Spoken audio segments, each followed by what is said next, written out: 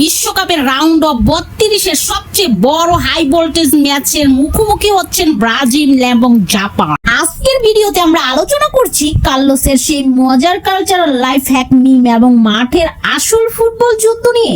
Vinicius junior এবং নেইমারের আক্রমণ ভাগ কি পারবে জাপানের ইস্পাত কঠিন রক্ষণকে ভাঙতে, নাকি সামুরাই ব্লু আবারও বিশ্ববাসীকে চমকে দিয়ে নতুন কোনো ইতিহাস গড়বে? চলতি 2026 ফিফা বিশ্বকাপের রাউন্ড অফ 32-এ ব্রাজিল বনাম জাপান ম্যাচটি নিয়ে ইউটিউব ও স্পোর্টস চ্যানেলগুলোতে ব্যাপক আলোচনা চলছে। ফুটবল যোদ্ধারা মনে করছেন ভিনিসিয়াস জুনিয়র ও নেইমারের আক্রমণ ভাগে বিপক্ষে জাপানের সুসংগঠিত রক্ষণ এবং দ্রুতগতির কাউন্টার অ্যাটাক ম্যাচটিকে অত্যন্ত আকর্ষণীয় করে তুলবে।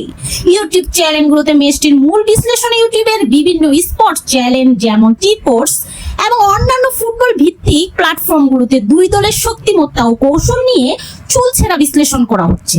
ব্রাজিলের শক্তি, দলটির আক্রমণ ভাগে অত্যন্ত শক্তিশালী, ভিনিসিয়াস জুনিয়র দুর্দান্ত ফর্মে আছেন। অন্যদিকে দলের শক্তি বাড়াতে নেইমারের তত্ত্বাবধান নিয়ে ভক্তদের মধ্যে তুমুল উত্তেজনা কাজ করছে। তবে তাদের ফুল ব্রেকগুলো অতিরিক্ত আক্রমণে উঠে গেলে রক্ষণ ফাঁকা হয়ে যাওয়ার ঝুঁকি থাকে বলে বিশ্লেষকরা মনে করছেন।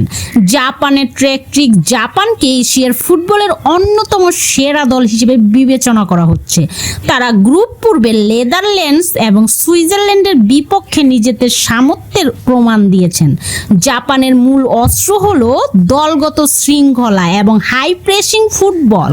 ম্যাচ প্রিভিউ এবং প্রেডিকশন ফুটবল বিশ্লেষকদের মতে কার্লো আনচেলত্তির অধীনে ব্রাজিল ম্যাচের ফেভারিট হলেও জাপান যে কোনো সময় অঘটন ঘটানোর ক্ষমতা রাখে।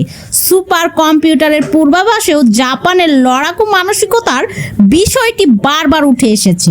জাপান দল তাদের গতি, বল কন্ট্রোল এবং টেকনিক্যাল ডিসিপ্লিনের উপর জোর দিয়ে খেলছে। বিশ্বকাপে এশিয়ার কনফেডারেশনের দলগুলোর বিপক্ষে ব্রাজিলের শতভাগ জয়ের রেকর্ড রয়েছে। সাম্প্রতিক ম্যাচগুলোতে জাপানের বেশ শক্তিশালী দেখা গেছে। প্রথমতে ব্রাজিল সাধারণত বল দখল এবং আক্রমণে এগিয়ে থাকলেও দ্বিতীয়তে জাপানের হাই প্রেসিং ও দ্রুতগতির কাউন্টার অ্যাটাক ব্রাজিলিয়ান রক্ষণভাগকে চাপে ফেলে দেবে।